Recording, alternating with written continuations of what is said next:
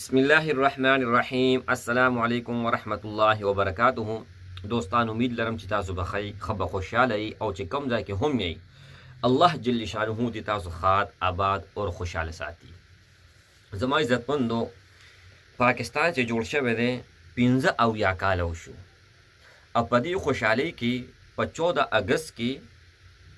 اگست 2022 کې یو نوٹ حکومت ایجاد کړی دی چې 3 ورځې وشوې ریلیز شوی دی 75 روپو نوٹ. نو زما عزتمندو په دې باندې څلور هستیانې دي: علامه اقبال، قاضي اعظم، فاطمه جنه، سر سید.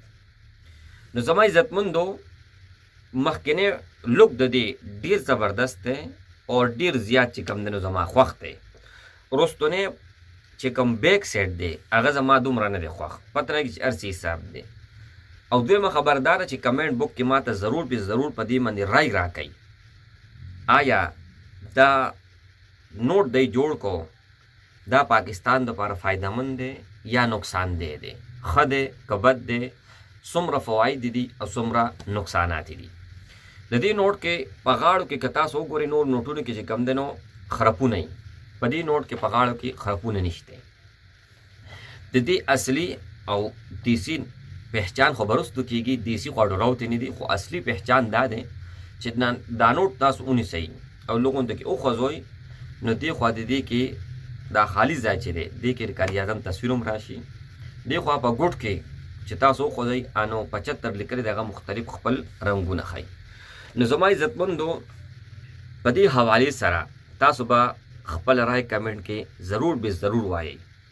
یعنی که 100 نوټونه تاسو جمع کوي نو 7500 روپۍ د دې نه جوړېږي او 2 نوټونو نه 150 روپۍ جوړېږي.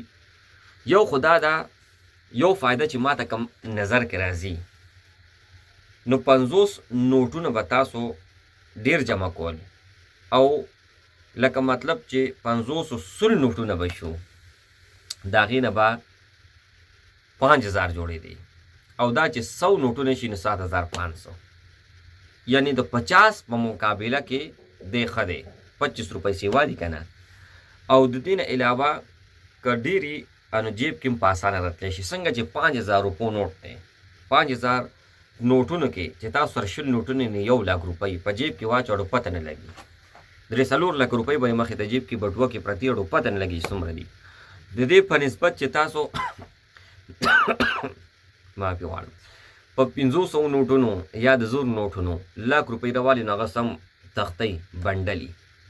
نو زما عزتمندو یو فایده خدا ده او نور چې کم دی نو فایدې د دې څه دي، نور نقصانات د دې څه دي، هغه تاسو ما سره چې کم دی نو ضرور به ضرور کمنټ بوک کې لازمي ووایئ. السلام علیکم ورحمة الله وبرکاته.